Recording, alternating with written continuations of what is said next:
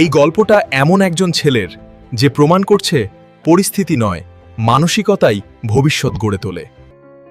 পশ্চিমবঙ্গের পুরুলিয়া জেলার অর্জুনজোড়া গ্রামের সুদীপ মাহাতো, বাবা স্বপন কুমার মাহাতো।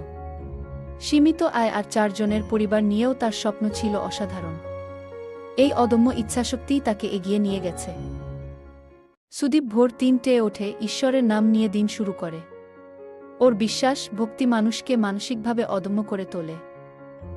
সকাল 7টা থেকে পড়াশোনা। বিএসসি ফিজিক্স আর ডিপ্লোমা সিভিল ইঞ্জিনিয়ারিং, দুটো কঠিন লক্ষ্য। অনেকে অসম্ভব বললেও ও নিজের উপর বিশ্বাস রেখেছে।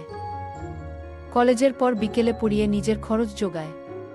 পরিবারের বোঝা না হয়ে নিজের স্বপ্ন পূরণের এই লড়াই সত্যিই অনুপ্রেরণামূলক। অনেকেই ভাবেন আমার দ্বারা কিছু হবে না, কিন্তু সুদীপের গল্প শেখায় গ্রাম ছোট হোক বা অর্থ কম, শৃঙ্খলা, ভক্তি আর পরিশ্রম থাকলে স্বপ্ন থেমে থাকে না।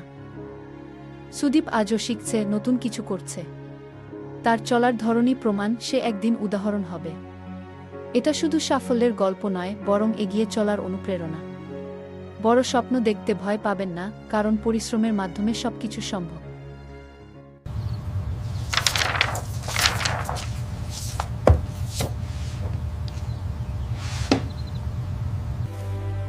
Work is not just for income. It is a declaration of self-reliance.